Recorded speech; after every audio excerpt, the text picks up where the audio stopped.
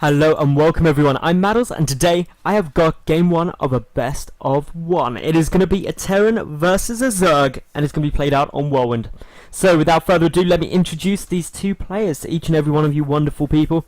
Up in the top left position, we have got the red Terran player. It is Apocalypse. And his opponent down in the bottom right, the blue Zerg from Team Liquid. It is Zenio.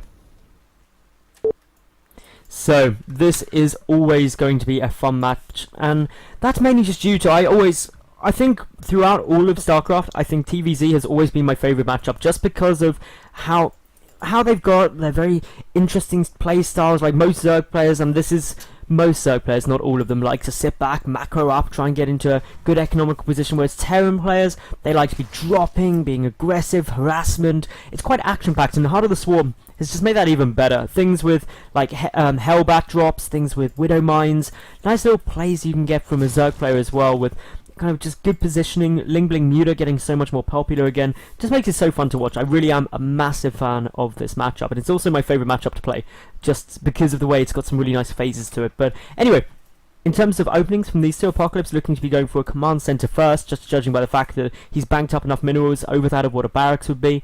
In terms of whether he gets his part of the wall off or not, I'm guessing he'll get it as part of the wall off, just because there's popularity of early pulls from a Zerg player on Whirlwind against Terran players, so getting it as part of the wall off is usually a safe move. And also, if he was going to get it down on the low ground, much more likely to have pulled SCV a lot sooner. Usually at about 300 minerals you'll pull an SCV down just to get it down. Zenio, on the other hand, he's going for a natural hatchery first, so hatch into pull, very common strategy from Zerg players. Pretty much the standard gold-plated build that you go for every single game as a Zerg against Terran. It's so safe to do. You always do it, and it just works effectively. The gas timing, nice too. A little bit earlier than some Zerg players usually get it, but that just means a slightly quicker Zergling speed and a bit more map dominance. You can also look to get out some roaches quite early on. There's some really interesting builds actually revolving just a couple of roaches coming out at the very early stage of the game in order to really shut down any little bits of poking or harassment, which, to be fair, are unlikely to be coming down this game because of the fact that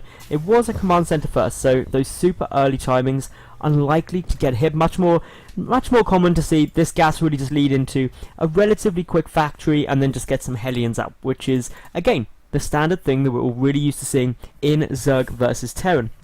But then we start getting into the later stage of the game where actually if that doesn't do any kind of game-ending damage on either side, then we should be seeing a third come down from Zenio. Taking either of these thirds is viable. In cross-spawn positions, it's 100% down to individual choice. I don't actually have a preference between these two. If there's like the vertical spawn positions, you always don't expand towards your opponent. Generally, most people take this one because it's fractionally closer, but it also means then that the entrance into it is fractionally closer as well. And the only other big difference, there is actually no other difference between it. It's like, those are the options. Take one of those two. No big difference between the two of them. So, this is all the while Apocalypse just sitting back. He's going to be getting up a bunker, floating down his orbital command. He's got enough gas now, so the factory has been begun construction. And once you start really getting these factories down, it gets a bit more predictable of what we're going to be seeing. No second gas geyser as of yet, though. That means Apocalypse, and he just had enough to get that reactor immediately then. The switch probably will be coming down though for the reactor and factory in order to get down some more Hellions. The SCV scout is coming down. Gonna get a little view in here. Go and say, okay, what are you doing, Mr. Zerg player? Do you have anything I need to be worried about? And actually, the answer, not really. Drones were pulled out of the gas. Speed is already 3/4 done. Nothing really on its way out in terms of super dangerous. So there was a slight misstep there by Zenio, getting 20 additional gas than what he needed. But now just droning, gonna come down here to take his third base and really just macroing up to the absolute max. A third command center also coming down here from Apocalypse, so both of these two players wanting to focus on the economical side of things as opposed to trying to put down some early game pressure. The Hellions will be able to poke and prod a little bit, but to be honest, Zenio, even if he just goes for some double evolution chamber and queen walling off at the natural base, shouldn't have too much to worry about from that, at least with what he's currently doing. He's getting good overlord spread as well. We can see that complete coverage all the way across here. Needs to start working on this side of the map as well. He has taken this third base, so he's got to make sure that he does know if any drops will be coming in, because obviously those Hellbat drops can be devastating. But for the moment, the tech lab is now finished. We've got the first Marauder coming out as well, so Marauder Hellion can be a really difficult push to try and hold off a Zerg, because you can't really use Zerglings that effectively because the Hellions are going to really annihilate it. Roaches get destroyed by the Marauders, and it just means that you've got to have some really good attack angles, and specifically getting some good Zergling surrounds on the Hellions to prevent them being able to kite. That's the critical moment. But Zenio, he's busy getting down the Roach on the double evolution chamber. His third is 3/4 done, and he's got a couple of speedlings just holding watchtowers, or at least was holding watchtowers there. But now with the Overlord coming in, he's got a good little look around. He's going to be seeing, okay, so we've got more barracks, so it's not a mech style play. We've got the third command center, so I don't have to be worried about some really heavy aggression. And all he's got to watch out for now are purely just these Hellions not getting in and doing too much damage. But with the Queens here, with the Zerglings getting themselves into a nice position, with the Roach Warren nearly finished too, I'm not too concerned. I think Zenio should be able to hold this off really quite effectively, really quite nicely, and as long as he doesn't lose a tremendous number of drones, this is going to be fine. But even at the moment, just 6 Hellions just sitting back here, not even trying to come in to put on too much of a pain. The third command center is floating down, and we've got the double engineering bay too, so this is just taking up, aiming for the mid and late game stages. Likewise, Zenio is as well getting the 1/1 upgrades, which is usually going to be catering more towards a Zergling, Baneling, Mutalisk style, as opposed to a Roach Hydra composition. But just getting a few Roaches out in order to help deal with these Hellions, because they haven't pushed in yet, and there is quite a good number of them now, with 8 out on the field. You've got to have some Roaches to help deal with that. The Overlord coming in sees the double engineering bay, which is a really important scout. The Hellions are going to try and make their way through the Roaches, trying to do some good damage. The Zerglings have got to be careful not to get completely roasted, just like that. Big hit goes off there for Apocalypse, and he's only lost a couple of Hellions there in exchange for a really good number of Zerglings. So that was actually quite a good trade. It's going to force some more Zerglings out from Zenio, which means his drone count will be lower for the near future. The Baneling nest also coming down with the lair. The 1/1 upgrade still a good amount of time away from completion, about between 40 and 50 seconds, and really the big thing that all this means is just the Roaches can try and push this back, but with a good number of Marauders coming out, with the bunker coming down here, the third, Zenio, he's going to have to get a very, very effective push here, and actually quite a bit of luck for him to be able to break this at the moment, and that's why we're seeing him pull back. He can try and reposition to go in here, or alternatively get a good number of Banelings down and just try and punch straight through the wall, but still, good number of Marauders, good number of Hellions. They're going to be keeping an eye out on all of these movements. Even the Widow Mines coming down here, which will be really helpful against those Banelings specifically. The Banelings clump up into a Widow Mine. It never works out too well. The Marauders just doing a nice little bit of damage there. Stim just kicked in as well for the infantry, so that's going to help with this defense. The third base is going to be able to be maintained. Zenio taking a fourth too, so he's just making sure everything's coming along. The Banelings are getting some connections, but unfortunately with only 1 Marine there, 2 Marines there, big Baneling hit goes down. All of the Banelings are now dead, and that just means the Marauders should be able to push back with the aid of the DPS from these Marines, all the rest of these units. And Zenio, while he does have some more reinforcements flooding across, he knows he's got to be careful. He's seen the Widow Mine hits, and he's going to be very cautious with pushing out, and that's also where we see the fourth. He's just maintaining map dominance so that he can successfully secure that fourth base relatively safely. Some Zerglings trying to come in to trigger the Widow Mines, but just the infantry doing such a good job here, not going to be able to do so, and just pushing straight back against these Roaches, all of it taken out very nicely. 1 Widow Mine did detonate there, but all in all, Zenio losing quite a considerable amount more than that of his opponent at these early stages, and with the third up and running, and the work count actually fairly close, only 7 difference between them. This is looking really nice. The Widow Mines will get some big detonations up there. Banelings are trying to waddle forward, but the Widow Mine clears those out. Good splitting out of Apocalypse, and Zenio, he's got to put up more of a fight than this. He's got to do something a bit more aggressive. He's got to, or at least sit back and get some better trades, because just running these units into this very nicely defended Terran position, it won't be effective. He's got no detection, no overseers in order to take out those mines, and therefore he's just got no response to that. So he is going to pull back, just drone up quite heavy. The Spire coming down, as well as centrifugal hooks, plus the 2-2 upgrades. And those 2-2 upgrades are going to be quite helpful, because 2-2 hasn't yet started for Apocalypse. He's got 1-1 done, but the armory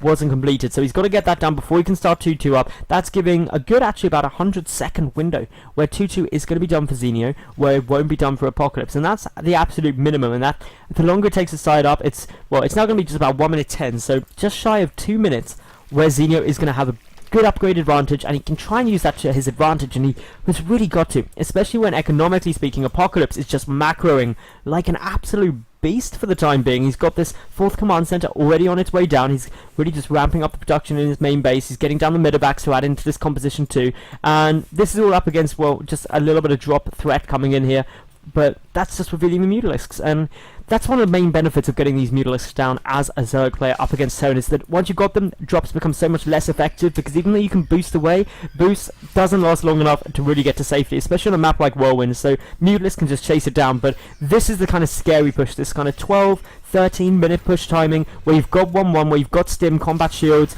and a decent number of mines and medevacs, is where actually just you've got to get some great engagements as a Zerg. You've got to be very careful, because the Widow Mines can wreck everything. The Banelings have got to get good connections on all of these, basically on the Marines, but if they don't, that could be a problem. The drop will get cleaned up, but it's pulling everything back, allowing this push to get into a nice position towards the fort. The Banelings are going to start rolling forward. They are going to try and get focused down very quickly. No connections as of yet. The Widow Mines starting to get some massive hits down on so much of those Zerglings and Banelings. The push was annihilated, but in terms of losses, it was actually pretty equal on both sides. More Widow Mines are still here, but the Overseer is going to allow them to get taken out. Quick little pick up here in the medevacs, but of course so many Mutalisks on the field. Just going to start tearing those apart. Boost has been activated. There are reinforcements there that will stop Zenio being able to chase it down, but still, big losses coming down on both sides of the map. But the fourth managing to stay up for Zenio, which is the important thing. But now the Mutalisks are just going to come and try and go head to head here. The Marines stim up, get some good connections there, and